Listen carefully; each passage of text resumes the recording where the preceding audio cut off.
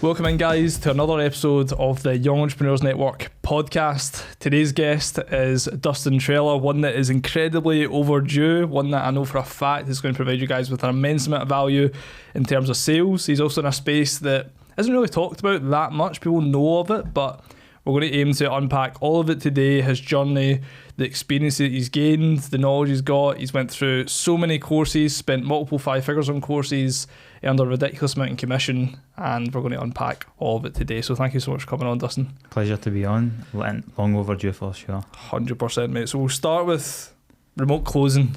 What is it? What does it consist of? Walk me through a day-to-day. We'll start there, mate. So I feel like a lot of people don't really... They've heard of it, high ticket sales, right? They've heard of it, but they don't really know much details about it. So basically, to put it in the best summary I can, it's closing deals for high ticket services, high ticket programs, for just say coaching programs, whatever it may be, in the online industry. So a lot of people don't actually, they've heard of high ticket sales, they don't know what it is. They think most of the time it's something to do with actually selling something that's of high value. Partly true, but it's more selling a service around online, whether coaching programs, personal training programs as well. So there's a lot of different online niches that you can go into, but it's basically closing deals for these companies and owners, offer owners. And how do you get into something like that? So in terms of the sales aspect, it's actually, I'd probably say it's a lot different to normal sales, normal retail sales or face-to-face sales. It is different. So in terms of getting into it, networking is the most important thing of actually getting your foot inside the door. There's a lot of details to understand, firstly, on the actual online space, how it works, and the back end of that, which adds to actually, being a good closer in the first place and understanding the full industry. But I'd probably say networking is the most vital part of that, and building those relationships where you can actually, jump on those offers of, people that are doing really well inside the online space. And I guess when you start working with a company, what does it actually look like in terms of, obviously I imagine there's some sort of interview, discussion, process, and then it's laying out exactly what the program consists of, the value it's provided, and then where does it go from there? Yeah, so it's pretty much spot on. The interview stage, quite an in-depth interview stage. You probably have 2 or 3 interviews when you go into it. Really, the first interview is obviously trying to, getting to know you as a person, what your experience is, and why you're even interested in doing the role in the first place. When it comes to second interviews and further down the line, you're also doing role plays. So that's quite a vital part of that, because particularly these people that are spending a lot of money on leads or a lot of money in bringing actual prospects into their mentorship or whatever, spend a lot of money on that. So they want to have someone that's experienced, knows what they're doing, that can actually fulfill that that back end and make sure that it's a smooth transition between actually someone coming in from a lead and coming onto the mentorship. So so it's quite a vigorous interview progress, but it's one for sure that definitely is worthwhile. 100%, mate. And obviously you touched on, we'll dig a bit more deeper on the remote closing side of things in terms of how your day-to-day looks and stuff, but you touched on, I guess from a journey perspective, you obviously came through car sales essentially from the get-go. Do you want to run us through how that started, how many years you were there, what it kind of looks like? Yeah, so funnily enough, I've never actually had a job outside of sales, so something that I've liked. I like the energy, I like the environment that sales brought. So from leaving school at the age of 16, actually, first job that I worked in was a call centre, telesales, and more like a retention sales kind of vibe, and basically selling insurance, upgrading people, upselling people on insurance products, stuff like that. I loved that. I loved the pay that came with it as well. But in terms of that, I think what I liked most about it was the energy and the actual environment and the recognition you got from actually doing well, right? Yep. I liked that side of it. So I had my journey there, started my journey there, and I moved over to car sales straight after that role. So again, I just wanted to take my skills and knowledge a bit further in sales. I always knew that that's something I wanted to do. Don't know whether that's just down to the fact I've always heard about sales this, sales that, and something that whenever I was scrolling on like Indeed, for example, they were always the highest paid jobs. So I was like, something just drew me towards that. But I did like the environment of it. So what I done was like, right, had a passion for cars, liked the car industry. So I was like, right, I'm going to put my feet inside the actual car industry, and I started to, interviewed for that. Got inside the car sales industry. I wasn't actually the best at sales when I first started, to be honest with you. I thought I knew it all coming in from a sales background. There's people that just came into sales at that point as well. Thought I knew it all, and it was very different, face to face. And yeah, so ever since then, in and out the car sales industry, working for different companies, different in different roles. Also transitioned back to other sales roles, door-to-door sales as well within that. So yeah, practically all I've done is sales. Yeah. Yeah. And I guess like what's been the learning process like? For me personally, I feel that sales is a one-of-a-kind job, because every day you start from zero, right? So every day is a new day for you to go out there and make sales and actually, progress further, whatever role you're in sales. So it's different to every other job, I would say, out there, because every day is different, right? Every day you speak to different people. Every day you do start from zero. So having that mentality and having that actual drive for starting fresh every day and going at it every day, that's something that like you do need to have. And I learned that quite quickly, because coming in, from back in the day when I'm in my younger days, coming in from being out and nights out drinking, so on, coming into work the next day, like it just totally affects everything for you, and you need to be on the ball every single day. Yeah. And I guess like what's the training process for a lot of these, like, because you worked with like Evans Halshaw, Peter Vardy, like you worked with all the kind of car companies. What was the training process like there? So the training process is decent, to be fair. Like when you come in, there's a lot of people. I think the biggest thing that you can do coming into those roles is actually, what I used to do is look at the person that was doing the highest numbers, and I would just kind of almost mimic and follow what they were doing and learning from them. But in terms of that, you do get many of those companies tend to bring people in from, for example, down south, like sales trainers that will guide you through the full process on how to actually sell this, sell that, sell different products. There's a lot of different, I guess, like it's kind of similar in car sales, because a lot of the trainings that you get inside the car industry is similar from company to company. They use the same, extended guarantees, they use the same products, so the training around that's quite similar. But yeah, you do get a lot of coaching, you do get a lot of training from people out there. I think the best thing to do personally though would be actually following someone that's doing the best, which makes sense, mate. And one of the things you touched on earlier on was like selling insurance, right, and actually enjoying something like that. Now that to me seems like something that's not so sexy, not so exciting. Like, what is it that you enjoyed about it? It's just the money aspect of it. Every day, every time I close something, I looked at things a bit differently. Like whenever I'd done sales, every single person I spoke to, I looked at as £5. Yeah, it wasn't like, even though it might not lead to a sale, that specific conversation with that person I was speaking to, every single person I spoke to, I viewed as something I could like make my money from. And then that again, like as I went later down the line, as I've progressed through my sales career, I started to change that mindset and shift it a bit. But that at the beginning stages, that's what I looked at. And every phone call I had, every phone call I took knowing that, right, this is my chance to, at the end of the month, be satisfied with what I've got in to support my life. Yeah, which makes sense. And I guess like, because I know from, I've had this conversation with my mum, for example, sales contracts, T's and C's, like everything from the legal side of things. And to her, she always say it's much harder to sell because it's not something that's so like sexy, exciting. Like it's something that's preventative as opposed to something that's properly gaining and impacting revenue. What would your advice be to others that are selling something that's maybe less sexy, that's not going to directly impact rev, but is important for businesses to have? A lot of people, like, whatever you sell, it's not about you, right? At the end of the day, sales is not about you, it's about the person, their what they need. I would say what they need.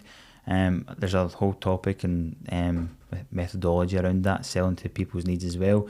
But in terms of that, it's not about you. Whatever you're selling, right? You're selling purely with the focus of the prospect that you're speaking to and what they want, they need from that, and really understanding what they're looking to get out of that. So I think being passionate about something helps.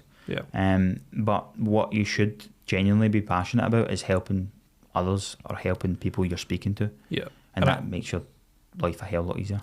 And I guess like from what you're saying, it's like if you see it as something that's not so sexy, not so exciting, and you're not really that passionate about it, combine that with something that maybe at the face of it isn't that exciting, and you combine both of those, then it does set up some sort of recipe for, not disaster, but like from an aspect of selling it, if you're not super passionate about it, then you also see it as something that is really not interesting, and you kind of cloud your judgment with the thought process that everyone else doesn't think it's interesting. Then it's also going to be much harder to sell, I'd imagine. Yeah, for sure. And that's where I see a lot of people like go into sales. Like you see the turnaround for people going into sales and leaving the industry is massive. Like you see people come in for 2 weeks, 3 weeks, a month, and then just leave, right?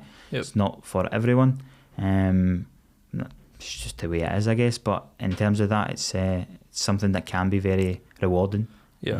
Definitely. And if I think about like my own experience selling, I guess at the start, wouldn't even class it as fucking selling when I started Young and Lazy, when it was the Young Entrepreneurs Network.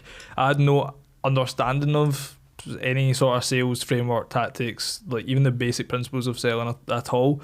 But I guess like what did sell was the fact that, like you said, I'm super passionate about being surrounded by the right people. I was super passionate about, I guess like I knew the pain that I was feeling, and that if others were experiencing any level of loneliness, that I could eradicate that through Young and Lazy, even if I didn't have people in there, even if I didn't have like a large community yet, even if I wanted to charge premium pricing, it was like, because I was so passionate about it got over the line. And that shows through as well, because like your passion is what, there's a subconscious level to it as well when you're selling something, right? Actually believing in your own product, whether you or we know about it or not, the people you're speaking to do genuinely see through that.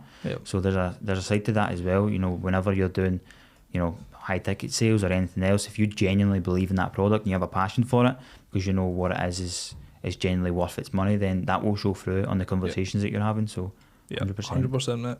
So when it comes to the closing side of things, one thing I've always found super interesting is that like at times, I'm not sure if I've picked this up from yourself or seen someone else, at times you could be selling for like 2 companies at the same time with like lead flow coming through. There's also an aspect where you could be, you know, working with a different company every few months, for example, depending on how lead flow is slowing down and stuff like that.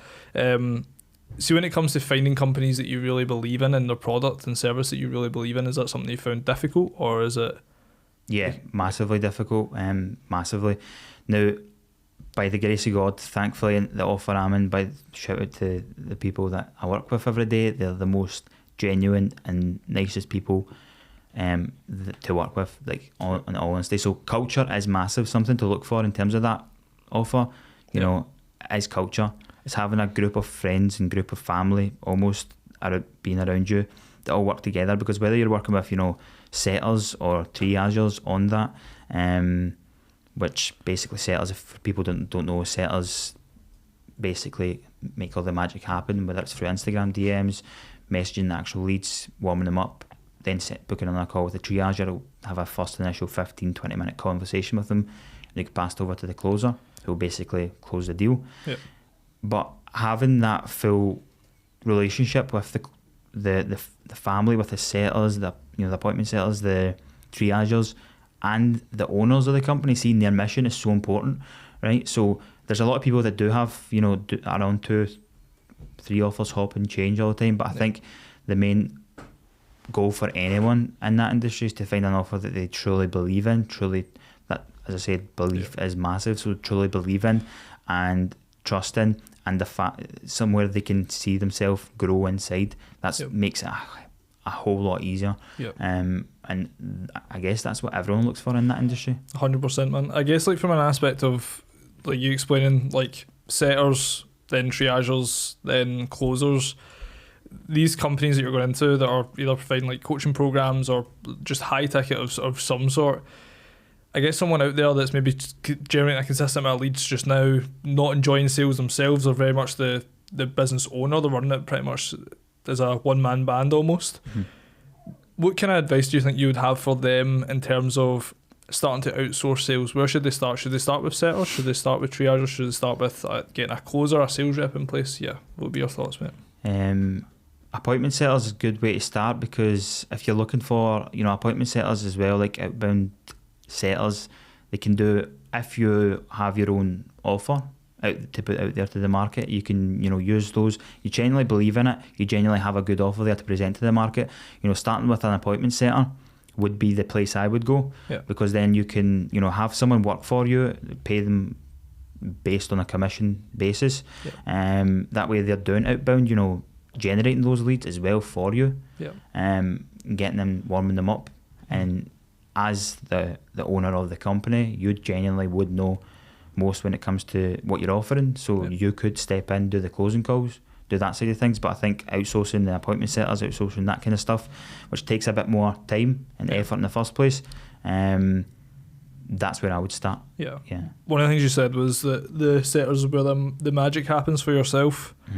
In what way? Just in terms of how they nurture them, build a good relationship. For sure. I think a lot of them, like, there's a lot of setters in the market, but in terms of actually warming up the leads and starting that full conversation and full cycle, that's where it all begins, right? Without them, it wouldn't be possible. So I always take my time to praise and acknowledge the work that they do.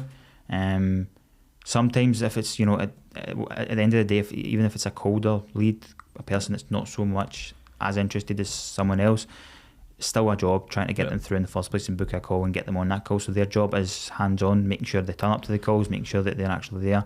And then obviously when they get to that part and actually getting on a closing call, then the final bit is just getting them over the line, and there is a lot of skill involved in that as well. But one of the things that's always sticking out to me, and one of the things I speak to Jack so often about, is obviously building rapport as a whole.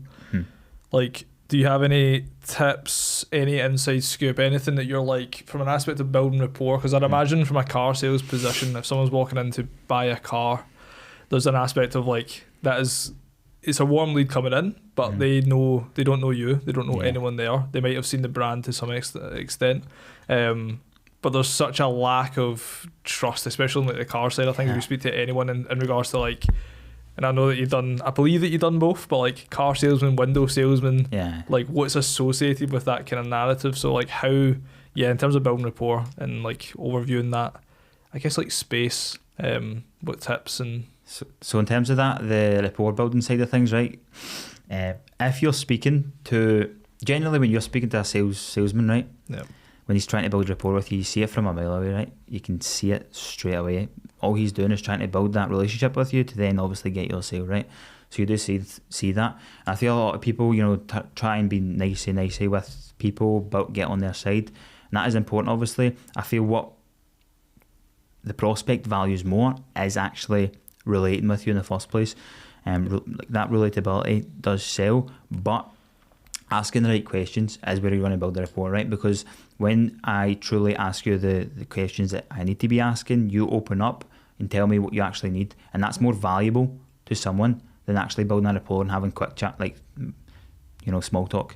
Having that deep chat where you're understanding their position and actually seeing where they are just now and aligning that with what you offer, that's where you build that rapport. So I don't ever go into, like, for example, the calls. I don't actually sit for 5 minutes and chat away and try and build rapport. The rapport's built throughout the call, and that way you can do that just through asking those tough questions, right? Getting them to open up, and they feel like they can trust you. I I feel in a sense it's quite refreshing for people because they don't get to speak that way often, right? About their problems, about what's happening. So when you come in and actually speak to them about that, they open up to you, and that's where that rapport is actually built most of the time.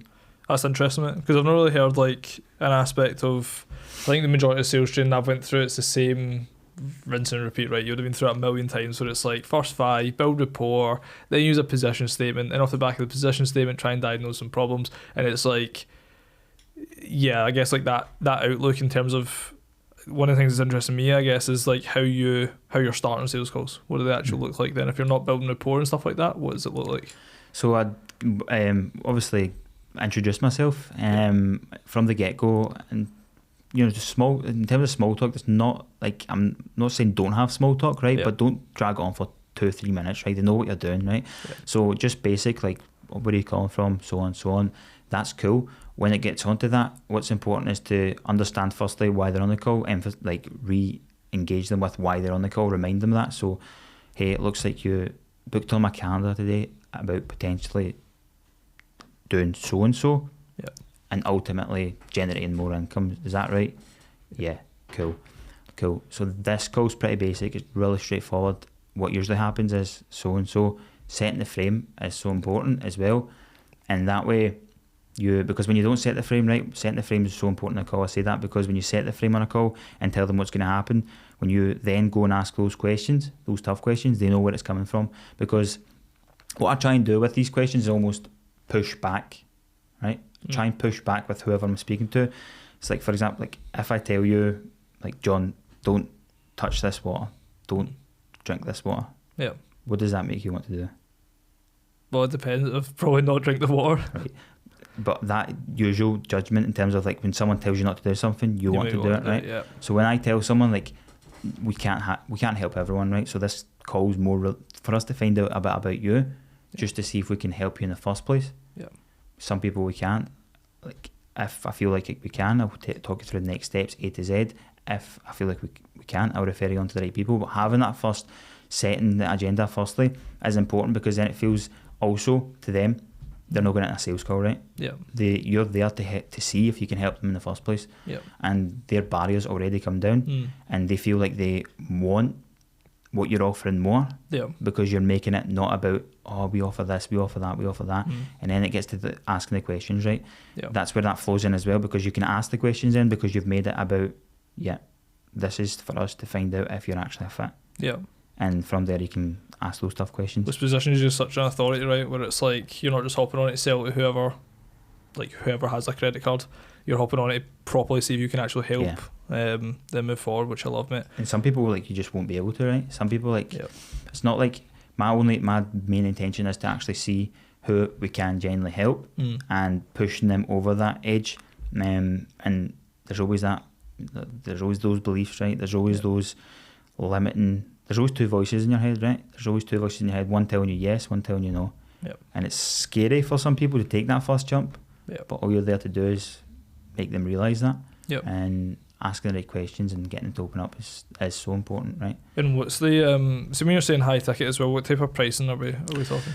It varies. I think anything from high ticket is considered probably about 3k upwards, but usually, the offers are 5, 10, there's sold 15 as well. Like there's various different ones, but in terms of what I would suggest is, or what I would genuinely say around pricing of the offers is it doesn't really matter, right? As long as you can have a lower ticket offer and more leads and warmer leads, or you can have a high ticket offer. People say like 15k, if I sell a 15k package, then I get way more commission on it. Right, cool, you do, but then you've got more challenges, more objections to overcome, so on. And it's a harder, longer sale as well. So yeah. I guess from like a pricing aspect too, because I've had many different conversations with different clients per se, where it's like, say they'll be doing like a coaching program that's like a 200 per month retainer or a 300 per month retainer. You compare that to something that's like $3,000 up front, covers you for 3 months, then it's moving on to a higher retainer of some sort. The thing that I always find super interesting is the perceived value of what someone is going to get when they pay more. And I guess from an aspect of, like you've said, that it's more difficult to sell something that's obviously higher ticket in regards to selling something that's like 15k and stuff like that. But it's super interesting because I found that, like, see when individuals are coming through, potentially through the network, and they'll have an offering that's like 150, 200 quid a month or 100 quid a month, and they'll be like cheap as chips. It's almost more difficult to sell at those prices compared to the higher ticket. What would be your advice to individuals that are in that position? In terms of that, right, like, I would really take the time to evaluate and see how much you actually do value your actual offer as well in terms of that, and if you feel it's genuinely worth more. But having 200, 300 pound a month like offers, right, like, there's nothing around. I think a lot of people come from that sense and think that because it's a lower ticket price that doesn't hold as much value. It's the wrong aspect or wrong point of view to come from. As long as you make that value clear and apparent in the prospect's eyes, then you can make that sale happen. But again, it's it's tying in their needs and their emotional thinking with what you're actually offering in the first place. So yeah, I get where I totally get where you're coming from though. But in terms of that, like, I would almost, like, in terms of the 15k offer, what I said about that being harder to sell, it depends really, again, right, on the value. It depends, because if you're selling a 15k package to some business owner that's going to pay 15k on this and on the back end save 300 or make an extra 500k per year from this for his business, then again, right, going to be all makes over sense, it. Yeah, for sure, mate. Yeah, it's an interesting one, man, because I think, like, around pricing, so many people have so many limiting beliefs around money, pricing, how they actually look at it. Like, when you went into sales, was there any limiting beliefs that you had to overcome in regards to your own family upbringing, whatever it may be? Yeah, like, we didn't have much, right? So my family, like, for those of you that don't know, like, I'm from Poland, so we came over. I'd have a very strong Scottish accent, right? Came over here when I was 7, and we didn't have much. Like, grew up like really, just average working family, and in terms of that, like, obviously the limiting beliefs and so on, massively went into that as well, because for example, when I first starting high ticket sales, just looking at these 10-15k packages and like, whoa, man. And that also, like, when you do then drop the price and stuff like that, whether you know it or not, you make it sound bigger than it should be, right? And then what happens is, like, the prospect can see right through that.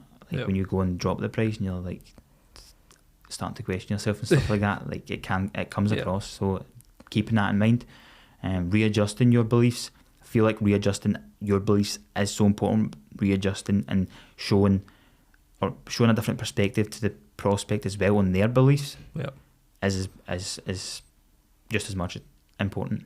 Yeah, because I think, like, from an aspect of, like, what people are worried about, right, when it comes to increasing their own pricing to something that's much higher than what they're currently charging, they're worrying about the fact that there's a big jump, but also whether or not they're going to be able to, if they don't believe it themselves, then how are they meant to sell it, right? And it's so interesting, because, like, the power of your own thoughts and beliefs could literally alter, like, the willingness to even take action and move forward. And I think one of the big things for me that was super helpful when I had Gary Wilson on, we went for dinner afterwards and we were speaking about a high ticket offer that we wanted to create and take to the market. And I think for a lot of individuals, they're worried about charging a high ticket price, and then the prospect coming, or the client at that point, then coming to them and saying, I don't believe I've got that amount of value back and more, and as a result wanting a refund of some sort. And I think the biggest, like, shift for me from mindset perspective when it came to shifting to high ticket is that if you're providing a high ticket service and someone is unhappy, or you do not meet their expectations, or you do not get the result that they're looking for, the big thing for me was that I was worried that I was going to charge someone high ticket, they were then not going to be happy or dissatisfied, then they were going to be raging with the service that they got based on the service that I was delivering, and then off the back of it want some sort of refund, and then it's this whole fucking big palaver. And I think when I spoke to Gary, it was like, well, you want to move into high ticket, run a $5,000 offering, for example, run it directly to your ideal market, understand how to talk to them, go through Alex Becker's program, understand from a cooperating perspective how to help them understand that you understand their problem and that you are the best fit to solve them, and do your fucking damnness to deliver it. And if you don't deliver it, do you really deserve the money anyways? Yeah, exactly. And it was a huge shift for me where it was like, well, we can go in and, you know, charge us high ticket, provide an excellent service, and if the client is still not satisfied, then give their money back and we'll learn a shit ton from it anyways. Yeah, 100%, man. That's so true. In terms of that, like also like having that's where that belief comes in, right? Because for example, relating to myself, when you're coming in a closing position, if you don't have that belief, right, in your product or service, what you're offering, it shows through, as you said, right? Yep. So it's so important, even like, for example, speaking with yourself, like having that belief, having that, you know, knowing that what you're actually offering doesn't matter the price range, doesn't matter the price point, it does what you say it's going to do, and it delivers, right? That's so important. So what you touched on there, so important. And there is a lot of limiting beliefs around that, right? But that's one thing, again, like that frame of mind, like what if it doesn't work out, right? We're so guilty of that as people, right? What if that happens? What if that happens?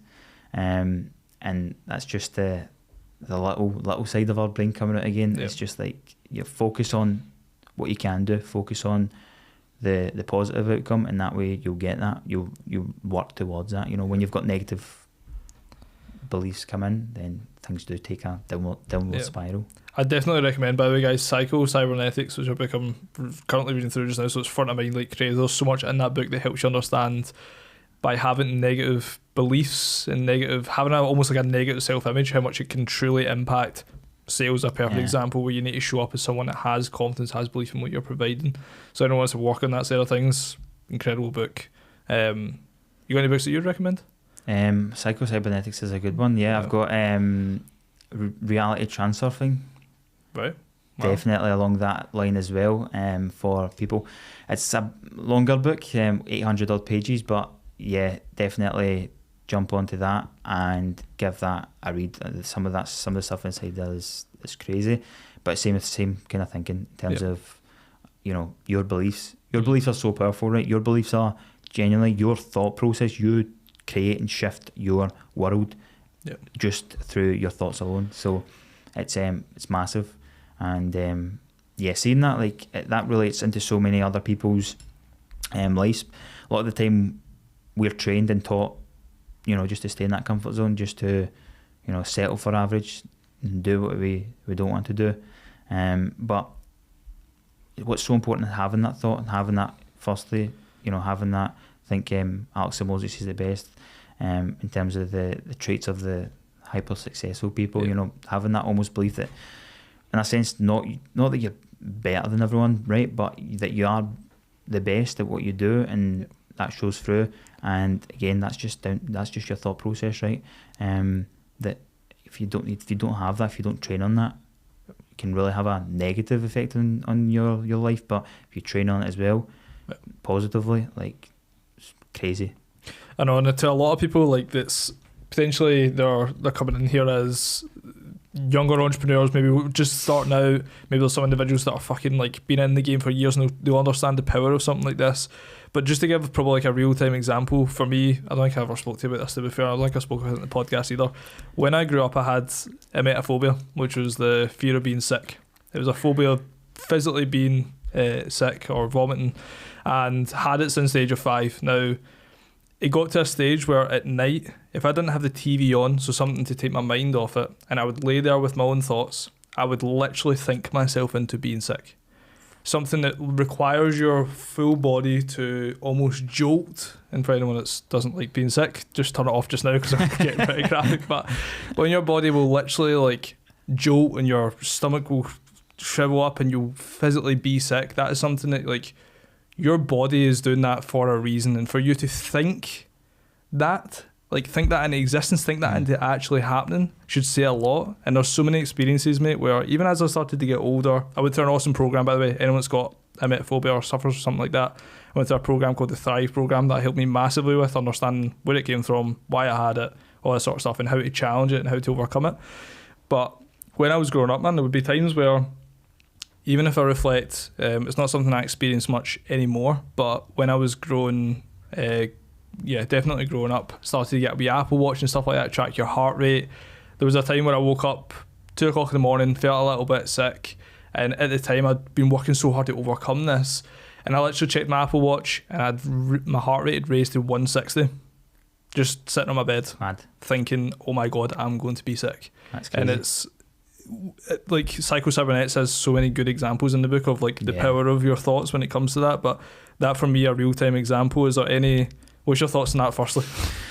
I totally agree with everything there, right? Like I say it a lot to the people that, you know, were close to me or are close to me just now. Like the power of your thoughts is crazy, like, and the amount of strength that you actually have, and you know, just thinking in a certain way and manifesting those things. Like people forget, right? Like your mind is the most powerful thing that you've got, you know, to control. And genuinely, when you say that, like that, having that full, you know, fear of being sick, and then putting that into existence because you're thinking of it all the time, you're being scared of that all the time. That's what happens with a lot of people as well. You know, that fear of them taking that first step, right? In business, and fear, what if it doesn't work out? What if that doesn't happen? And that's what holds them back a lot of the time, right? And I always use this, you know, analogy. Well, I use this frame in terms of like the decisions we make, you know, ultimately lead us to the point that we're at today. It's not until we shift those that decision making process till we get to the next stage that we want to get to, until we get the results of the person, you know, that makes those more advanced decisions. So in terms of that, a lot of people have that negative self-belief of starting a business, right? Going into business, they have that fear, like, what if it doesn't work out? And what if, you know, my friend down the road starts having a laugh at me because I tried this business and it doesn't work out, right? What if you just stay in the same place for the next 5, 10, 15 years? What is more scary for you then? Is it more scary to take that jump and try that business? Doesn't work out, so what? At least then you've tried it. And a lot of people don't have that. A lot of people don't think that way.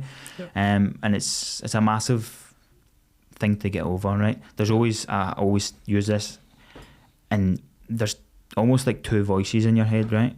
There's one voice that tells you to do something, one voice that tells you to just stick to what you're doing, stay in your comfort zone, don't do that. Whether you're waking up in the morning, right, going for a run. I don't like going for a run in the morning. And I always, you know, wake up early in the morning. There's always that voice telling me to, you know, just lie in bed, just be comfortable, you know, bed's warm, especially during these times, you know, -10 outside in the morning, 6 in the morning. I don't like doing that stuff, right? But that's where you gain that momentum, and that's where you gain that ground, is you realising that you've always got two voices, one telling you don't, one telling you do. And ultimately all of the people that just settle for that average are driven by that voice that tells them to stay in that comfort zone, and that voice that just tells them to keep doing what they're doing, just keep doing this, just do what you're doing, right? And not taking that jump. And that's one massive thing that you need to overcome and firstly realise is that voice. That voice is dictating your future, and it's up to you to take a hold of that and actually dictate your own future.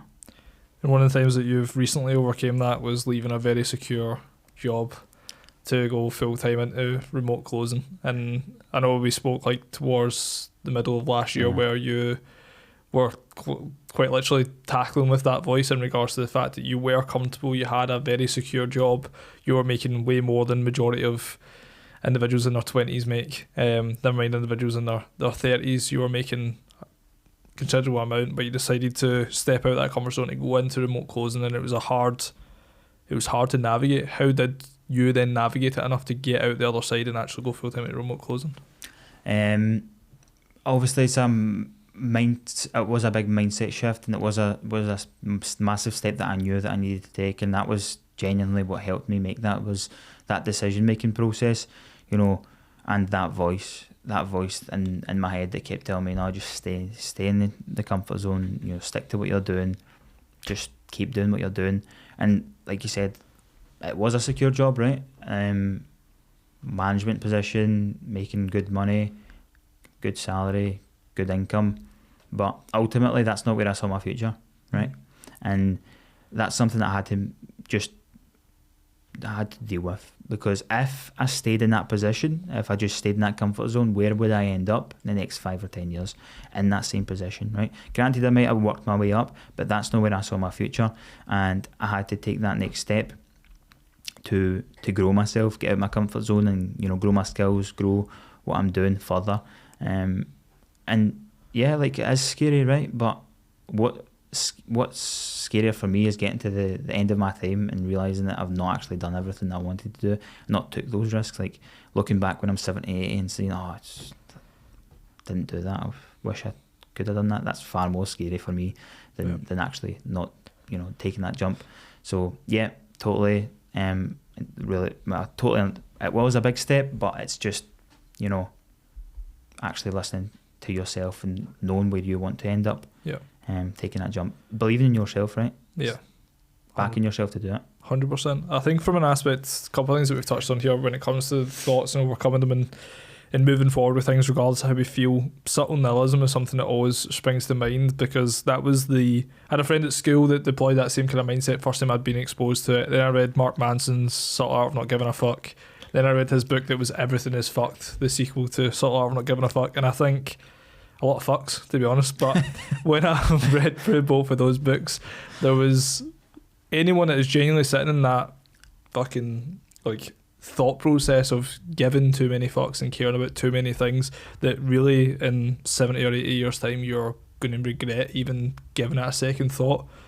I would definitely recommend those books, man. Yeah. You read either of those? Not read it, but if it's everything you're saying just now, pretty much. Yeah, for sure. It's so important, right? It holds so many people back, and I always say, like, it's just a matter of doing it, man. It's just you might. I posted in my story the other day, like, you might not have it figured out, right? You might not actually know what you want to do, but just showing up every day, just actually doing the work that that you don't want to do, and showing up and be trying to be that better person, and stepping out your comfort zone, and going and trying to grow yourself. Like, there's nothing bad that's going to come out of that. The only bad thing that's going to happen is staying in that comfort zone that's just keeping you in the same position. So like 100%. Love it, mate. In terms of your day to day, what does it look like as a remote closer? So wake up usually about 5:30 in the morning. I go out a run at 6 in the morning. I don't need to. Like, again, there, right? Like, that's that voice that I keep talking about. I don't need to do that. But again, it's having those daily wins, having those small wins, and that creates that undeniable stack of proof that you are who you say you are, right? Because I could lie in bed, I could take that time to just lie and do nothing and wake up right before I take my calls, but that's not what I do, right? So I wake up 5:30, go out a run, freezing cold, 6 in the morning. Usually after that, I would then go read a book for about an hour after I come back from my run. And what I would do is then get ready to go to the gym. Usually, depending, 3-4 times a week, go to the gym, have a sauna, just get my clear thinking, get my head straight before I tackle the day. And from then, it's pretty much grind up until you're probably talking 11 in the morning to 10 at night. So it's just working away, whether that's taking calls or following up or just putting the work in. Whenever there is no time to follow up or take calls, learning more from mentors, coaches out there, that can help you grow in terms of that sales role, and that's so important as well. So pretty much my daily routine. I remember we were speaking for dinner about the role plays on such a consistent basis. You're literally rinsing like multiple of them a day, and it's just reps, isn't it? Like, it's literally what you're putting in. 100%. What's the biggest benefits that you found from doing things like role plays and stuff like that?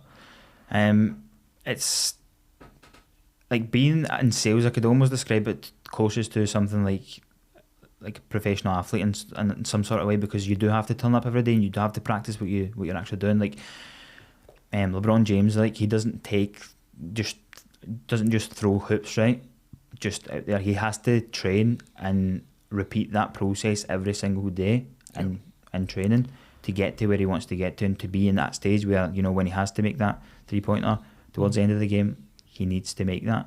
But he's able to do that in the first place because he trains leading up to that point and masters his craft. So it's the same thing with sales, right? You can't go into sales and speak to someone and position yourself in a place and just have everything come off the cuff. Yeah. You need to be prepared, right? You need to know when to ask the right questions. You need to know when to spot those doubts and fears coming out from this prospect, and you need to, essentially work on yourself. And I feel like a lot of sales specifically relates a lot to that self-development, that full journey, so, and high ticket specifically. So being better in whether that's your physical life, looking after yourself, or emotional life, that is also going to show through to your professional life. Yeah. So important. It's showing up every day. It's just showing up every day and getting better. Otherwise, if you're not growing, you're dying. So literally, that's the way I think of it. What are some of the, who are the types of individuals you'd recommend from a sales perspective if someone's wanting to get better in terms of following? For high ticket closing specifically, I would recommend Jeremy Minor, Eli Wild, Bill Walsh, all good names that have different expertise in different areas of sales, specifically high ticket. Eli Wild's someone that worked under Tony Robbins, over 100 million worth of sales generated for him, so he's got massive influence, and he talks and preaches a lot about influence, so you can learn a lot from him. Bill Walsh, Objection Handling, and Jeremy Minor's everything in regard. I'd probably say more regarding tonality, and actually asking the right questions, right? How to ask the right questions, how to position yourself as the authority and not come across too salesy. Yeah. And I guess one of the things, just from an aspect of developing sales, I think come from a more introverted nature, not really wanting to be in a kind of extrovert role as sales for myself. One of the things I definitely found challenging in the beginning was, one, actively listening to what the prospect is saying, but two, getting to a stage where you're thinking of questions that are directly linked to what it is that they are talking through, that can help you get closer to what their problem actually is. Have you got any? I know it's a very specific, it was just off the cuff, something that I know other individuals would be experiencing, especially not got sales experience, right? Where they're trying to actively listen, they're taking plenty of notes, but they're struggling to piece together a question on the end. What would be your advice to individuals like that? In terms of actually getting to the root problem? Yeah. So firstly, if you're getting into a position, let's say you're on a call where a lead comes in, right? You want to understand why they're even on that call firstly, right? And I'll just be straight up with them, right? Yeah. When I'm talking to them, I talk to them as a person. I don't want to come across as that sales pushy person type of guy, right? So I'll literally ask them straight up, if it comes to it, what's the main reason that you're looking to do this, outside of just working more hours to generate more income? Why specifically are you looking to do this? Yeah. And it's usually something along as I've always had an interest in this. Right, cool. I totally get that you've had an interest for it, right? But I don't assume that you want to add another 20-30 hours of work every week without making any money, right? So why is it specifically that you're looking to go down this route and make more money from this, as opposed to making more money from your job? Yeah. And then it's, I want to have more financial freedom. I want to have that. Okay, and what does financial freedom actually look like to you? Yeah.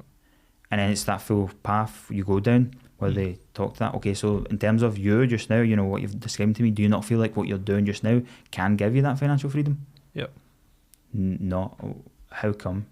Because it's my boss is this, that, and you turn up at 9, leave at 5. All right. How long has that been going on for? How long have you felt that way? And then it's getting into that full cycle. They open up more for you. So within a matter of few seconds, minute or so, you've opened up that full problem just by being direct and being curious, right? Because a lot of the time, what we are guilty of as salespeople and just people in general is jumping to conclusions, right? When someone tells you it's too expensive, for example, what does that even mean in the first place? Yeah. Is it too expensive at this moment? Is it too expensive because I've never seen this amount of money in my life? Is it too expensive because I've got a car bill to pay at the end of the month? Is it too expensive? I don't know. What does that actually mean? So asking those questions, right, and actually digging deep into that root problem is what's so important, because otherwise you're just guessing, right? and then you're not getting to that real problem where you can't have that honest and open conversation to get them to actually, relive that emotion.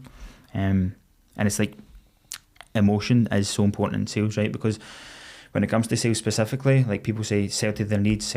You don't always buy what you need, right? You don't need a Samsung television, but you buy one because of the way it makes you feel, right? You could go and buy a Toshiba television, right? But you want a Samsung television because, it's got all the gadgets, it's got this, makes you feel a certain way, right? So people buy out of emotions, but actually understanding that is there's two biggest emotions that people buy from. One, pain, and two, the fear of future pain. So they're the biggest driving factors to people actually want to take action and buy something, right? So when you can, identify that pain that they're having just now and almost get them to relive it in a sort of way, and it comes across a bit like, well, he's trying to get somebody to like relive pain. It's not from that sense, right? You're really doing that so that they then can get the outcome they're looking for, right? Yep. Because if not, they don't realise that what they're doing, firstly, how it's affecting them. It might even be affecting them more than they realise. Having that problem, there's certain questions that you can ask that makes them uncover even more problems that they don't even realise they have. And that way creates more gap for them to actually want to take that change. Yeah.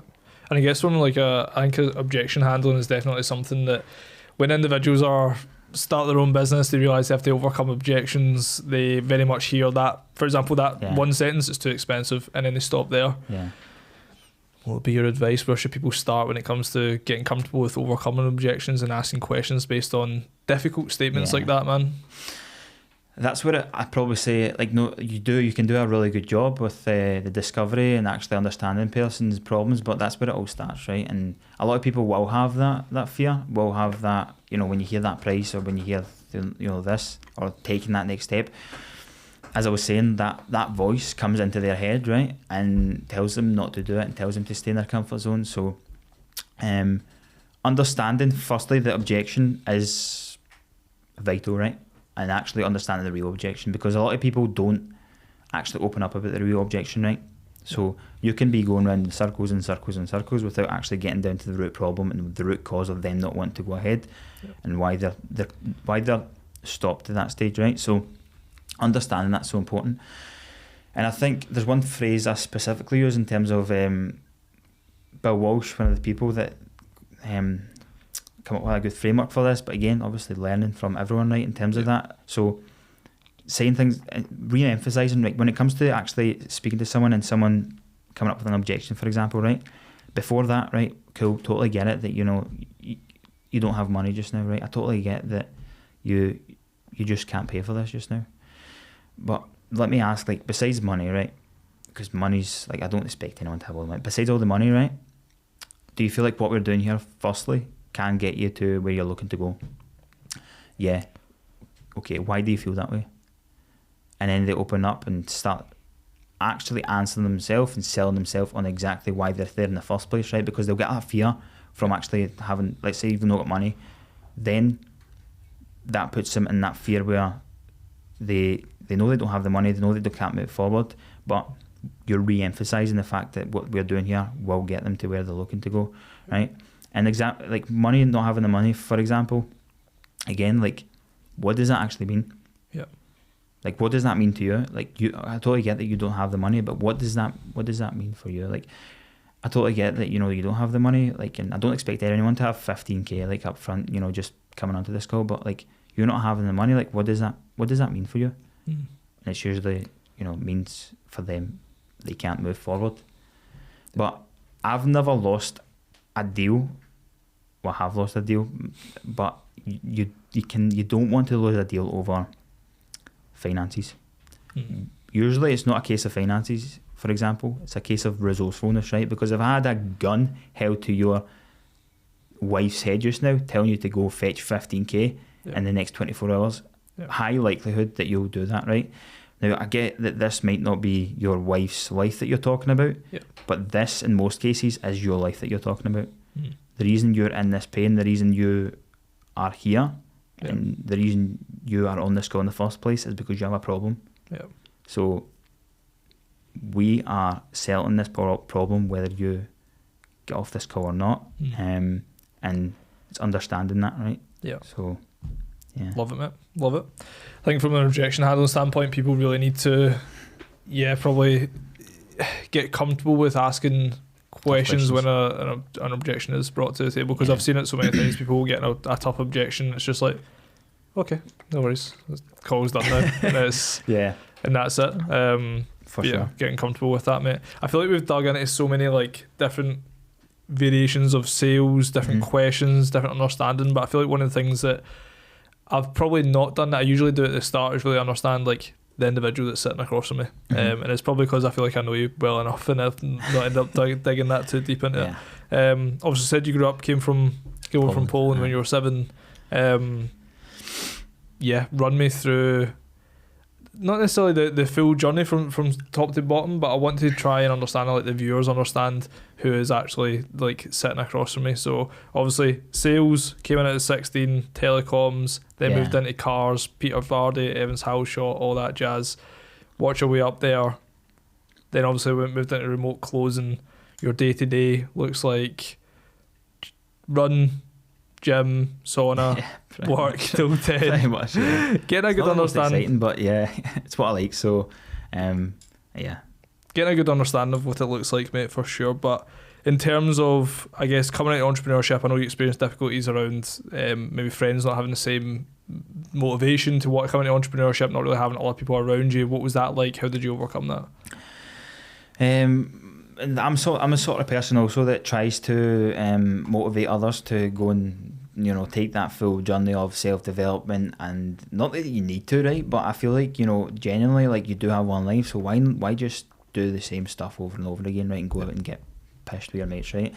It's just not something that I wanted to do for the remainder of my time on this planet. So I was always like very mindful of my friends, trying to get them on board and trying to actually start something, but it's not for everyone, right? And it has to come from within, like that burning fire inside you. Like, some people just, I guess, don't have that, right? It's not for everyone, but it's something that I've definitely had inside, and I've tried to sometimes rub it off on people, and like, it doesn't work, right? And they might get frustrated, annoyed with me, trying to rub that off on them and trying to get them to actually, do more, take more, but I can't force anyone to do that stuff, right? So, and that's where you get that lonely chapter, right? Because I feel a lot of people will relate with this, when you do embark on that full journey and actually go and, try and grow personal life or professional life, whatever it is, like, it does get lonely, right? It's a lonely journey, but it's part of the process. And as long as you look at it that way, as long as you do genuinely see it that way, then, because it's like, hear it all the time, it's like you're not sufficiently developed enough to make a new set of friends, and you're not, actually, and your old friends are not, necessarily where you want to be or want to go. So you're like in the middle of both, and it is lonely, right? But knowing that you're just growing, you're just getting better every day, and eventually you will meet people like yourself, for example, that are on that journey as well. It all works out in the end. Like, putting yourself out there, I feel like, is one of the, if I'm thinking about, I was even saying to like Jack, for example, who's came into a business where we've been going for 3 years, and we don't have to do what I had to do at the start anymore, which was go on LinkedIn, send video messages to everyone, try and get on calls to people, like. But the thing is, like, at that start where you're embarking on that new journey, where, like you said, you've outgrown your previous friendship group, but you've not really grown enough to be in another friendship group. You don't know people well enough to get in there. It's just about just reaching out, man. And I think actually taking it as a position too, where it's like, you literally just want to meet other people that are just like you. And if individuals are not like you, that's cool, man. Like, there's plenty of people out there that are just like you. Yeah, 100%. Totally agree with that. Like, and you feel lonely at times because you feel like it's like this lone wolf mentality, right? But there's other people on the other side of that. When you flip that coin, there's people, like yourself, like others that that want to get better and want to progress in that journey. So surrounding yourself around people like that helps massively. 100%, mate. And I guess, like, the advice that I would take probably from this is literally just, I mean, even with yourself, I think you just dropped me a message just randomly one day on Instagram, or LinkedIn. That was LinkedIn, wasn't it? Yeah, after we connected. And it's like, who knows where that could lead to, man? Exactly. You literally never know. 100%, man. Which is class. Crazy journey.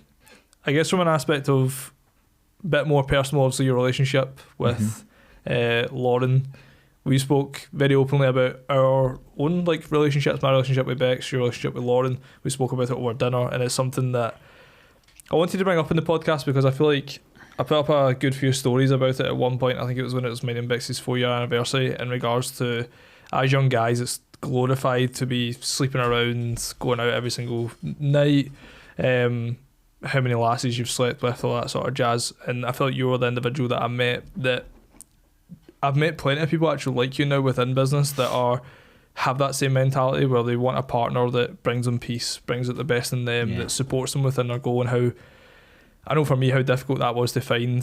What was that kind of journey like for yourself? Yeah, it was difficult to find. It was unexpected. Meeting Lauren as well. Like, it wasn't something like that I'd been looking for. But like, everything happens for a reason. Obviously, that was meant to happen. And I feel like, a lot of people, a lot of guys specifically, like, they have this full chase of, chasing girls and going out and clubbing and stuff like that, right? But if I'm being honest, like, Lauren has been one of the driving factors of me getting to where I am today, just down to the fact that, I did find that person where, I did find that person where I could, just see myself spending the rest of my life with. And everything that she'd done, brought out the best of me. So, like, when a lot of people think, when I get a girlfriend, when I do this, like, I'll not have time to, do this, so on. When I started, to get to know Lauren, obviously going out, like, my main drive came from knowing that this girl is exactly what I've always looked for, and I need to provide for her. Yeah. So, like, that sense of, like, almost like I'm doing what I need to do so that we can have a good future when we grow up, right? And I feel like a lot of guys do chase that in terms of, like, having that girlfriend, having that so on. But I was so settled in knowing this girl is the girl that I see myself with for the rest of my life, that now it's on me. It's on me. Do I want us to live how we are living just now, or do I want us to, embark on that journey and actually grow further, right? So everything that I do is for the love of my obviously girlfriend, also my family as well, right? Yeah. And I felt like I like going out, partying, all that stuff, like, going out there, like, socialising, that was cool back in the day, right? And I feel like once I met Lauren, that's when it really sank in. I was like, what am I actually doing in my life? I need to be able to provide for her. I need to be able to provide for my family. Yep. This girl, from my eyes, deserved the world. So why am I showing up like this person every day? And that genuinely just brought out the best of me. Yeah. And I think it's important when you start to make that shift away from, I guess, the thing that majority of young guys are like chasing after just now, which is sleeping with as many females as possible, looking like a ticket, looking like someone that's a player, those sort of different aspects. It's something that is glorified on a regular basis, mate, whereas settling down with someone, being together for multiple years, not really spoken about that much. And that's why that was actually one of the things I loved about Hormozy when he sprung on the scene, where it was like he had this partner that brought out the best in him, that he is actually part of, even though it's part of his life, it's part of his personal brand, that him and Layla come as a partnership. And obviously she's heavily involved in business, but that was one of the things I definitely loved about what he was doing. And also, like, the absolute madman Andy Elliott, which I think you follow as well. Like, he's the most, like, brute forcing. Don't think Mark-up, I don't know if we would fully hit it off, man, if we met, but yeah, like, in terms of more people like that are stepping forward, and they are actually starting to glorify, like, having a partner that truly supports your mission as a man and the things that you want to achieve, which I think is so fucking powerful, mate. Yeah, for sure. It is so powerful, right? And as you said there, like, in terms of Alex Hormozy and Layla, like, they, that's been a massive driving force for them. Like, in everything I do, like, it kind of, like I see everything that she does for me, because when I do work, right, you know, when we're in the house, like, you know, she does everything, all the little things that, you know, I don't want to do for me. And, you know, I respect that so much. Like, just having that partnership where, you know, she does genuinely just want to, you know, better your life for you. Like, it's something that everyone, like, needs to strive for. 100%, mate. I couldn't agree more. And in terms of have you read The Way of Superior Man? Did we speak about that at one point? No. That was anyone like wants to fully understand like that masculine feminine polarity that is being like so massively extracted from society almost in this day and age, where it's not really spoken about as much. Anyone that does want to understand that in terms of stepping truly into like your masculine frame and that level of masculinity, which for me, like when I met Bex, I definitely didn't have like 100% masculine frame. I grew up in a female only household. You know, didn't speak to my dad, these sort of things where there was a lack of probably masculinity within my own life.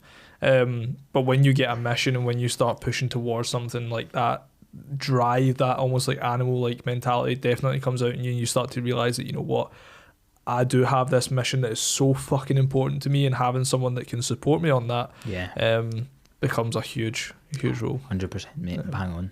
Yeah, I'm loving it, mate. We are an hour and 15 minutes in. It's crazy, man, honestly. Jeez, that's fun, man. Absolutely fun. Wizzy's like crazy. We'll finish, I guess, with like goals. Yeah. What the plans are moving forward. Obviously full time and remote closing now. I guess one of the things we didn't really touch on was like numbers in terms of like records. That was something I did want to touch on. Like, what are we talking in regards to when you're doing remote closing? What's like the best day you've had? What's the best week you've had? Yeah. Best day I've had, 3K cash commission in one day. So constantly, you get into this rhythm in sales, right? And when something goes well for you, like one day, and it's just like every single thing after that, it's just I don't know how to explain it, but everything just happens for you. So yeah, but in terms of a week, you know, lots of goals and stuff like that to hit as well. It's funny, right? When I look at the numbers, I do just genuinely start from zero after each one. But yeah, like you can. I think my best month in terms of commission, or like commission made from closing specifically, was 13K in just 1 month. It's massively different to obviously working in a 9 to 5. But yeah, there's so much possibility out there, and that's just the benchmark. Like I'm pushing towards much more this year, and there's no shadow of a doubt in my head that I'll get there and more. So it's just about growing, getting better every day, right? So yeah, there's been a few good days, few good weeks, but it's just maintaining that full focus and keeping at it every day. That's what's going to get you to actually achieve those numbers. And what are the, like, if you've got numbers in mind of what you want to chase, goals that you want to move, like, is there anything like that, mate? Yeah, I want to hit 20k per month this year, for certain. In terms of that, like, just even reaching that, like, I feel like reaching it once would be a really good goal to hit, but I'd want to maintain, actually have that income coming in every month, right?